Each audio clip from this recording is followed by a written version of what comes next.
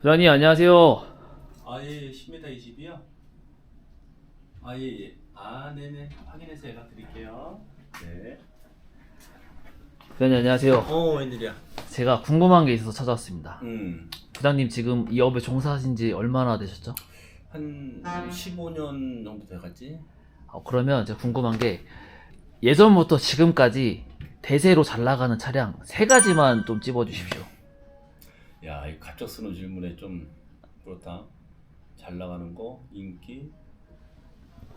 우선 첫 번째로 잘 나가는 건 일단 윙 길이가 10m 20으로 나오는 완쓰리라고 하지 일명 완쓰리 차량 11.5톤 이상으로. 그리고 무슨 짐이든 부담 없이 실을 수 있는 25톤 카고. 그리고 이제 도심에서 도심으로 운반할 수 있는 조그만한 차로 보면은 3.5톤 윙바디 이렇게 볼 수 있겠는데, 그 세대요? 이거는 향후 10년이 지나도 인기는 꾸준할 것 같아. 그럼 특별하게 그 차량을 꼽으신 이유가 있으신가요? 혹시 그 차량들의 특징이라든지. 일단 우리 대한민국은 제조업 선진국으로 수출 수입이 엄청나.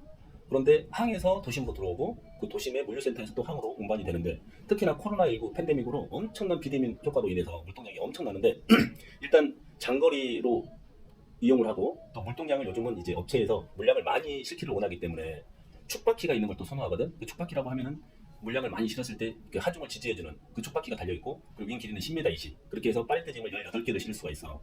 그런데 뭐 그러면은 뭐 10m 30, 10m 50도 더 좋겠네요. 그런데 대한민국에는 재원이 정해져 있어. 이제 고속도로라든지 이런 상황 여건을 따져서 정해져 있기 때문에 10m 20 이상으로는 이제는 차량이 뽑을 수 없고, 가장 긴 재원은 이제 10m 20. 그렇게 해서 파레트 18개, 한쪽 9장씩 해서 18개를 실을 수 있어서 뭐 물량을 충분히 싣고 이렇게 장거리 고속 주행을 할 수 있는 그런 완쓰리 차량, 그걸로 일단은 탑픽으로 꼽을 수 있고.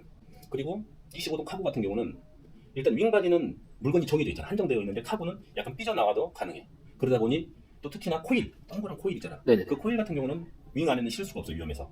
그래서 적재함에다가 체인 블록으로 인해서 적재물을 단단히 고정을 시키고, 아니면은 우리가 공사장 만약에 파일을 박잖아, 길쭉한 파일. 그 파일 같은 경우도 싫다 보면은 길게 삐져나올 수가 있어. 그래서 윙바디는 못 실어. 그래서 윙이 아닌 적재함만 있는, 또 무게짐을 충분히 싣고 다닐 수 있는 25톤 카고트럭, 그거를 또 꼽을 수 있고.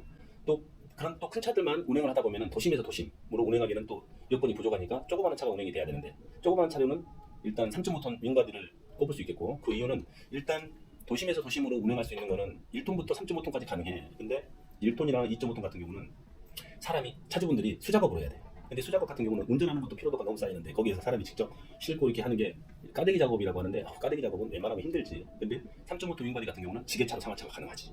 그런데 일반폭, 보통 파레트가 넓이가 1m 10 정도 나와. 그러면 양쪽으로 들어가면 폭이 못해도 2m 20 이상이 돼야 되잖아. 그렇죠. 근데 일반폭 같은 경우는 2m 20이 안 돼. 그러면 기껏 해봐야 파레트 4장밖에 못 싣겠지. 근데 광폭은 2m 20이 넓기 때문에 파레트를 양쪽으로 실 수가 있어. 이렇게 해서 8장, 거의 5톤 차량 물량의 그 적재를 할 수가 있고, 지금은 이제 힘도 세지고 마력수도 올라가고 차량도 좀 길게 뽑기 때문에 지금은 10장까지도 실을 수가 있어, 3.5톤 가지고.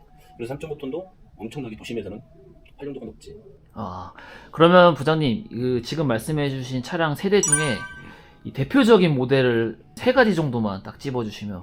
일단 완쓰리 같은 경우는 그래도 부속값이라든지, 그리고 그날그날 바로바로 이렇게 부속을 조달해서 정비할 수 있는 차량으로 좀 차주분들의 그런 효율성, 하루만 일을 못해도 인건비랑 이런 물량이 얼마냐, 그러면 하루만 쉬어도 그 정비 때문에 하루만 쉬어도 거의 70만원 80만원을 못 보시는데, 그러면은 정비가 원활하게 이루어져야 되는데, 그래서 웬만하면 액시언트 차량으로 가야 되는 게 맞는 것 같고.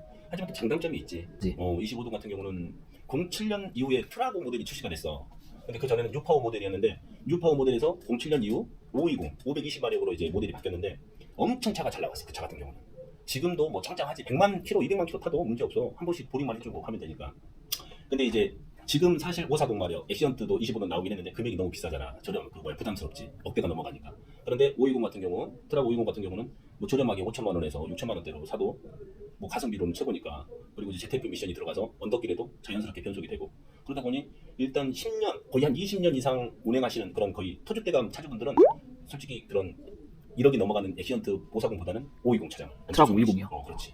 3.5톤 같은 경우는 뭐 덧센이 나왔지. 덧센이랑 올류 마이트가 있는데, 덧센이랑 올류 마이트랑 나는 뭐 똑같다고 봐. 일단은 광폭이냐 일반폭이냐. 내가 장사를 해본 결과, 또 손님을 같이 응대해본 결과, 10대 중에 9대가 광폭을 찾으시지. 그리고 그 중에 이제 한 대 정도 나는 광폭 필요 없고 일반 포로 찾겠다 하시는 분들 계시고 거의 9대가 광폭으로 나간다고 보면 돼요. 알겠습니다. 의견 감사합니다. 다음에 또 궁금한 점 있으면 찾아오겠습니다. 감사합니다.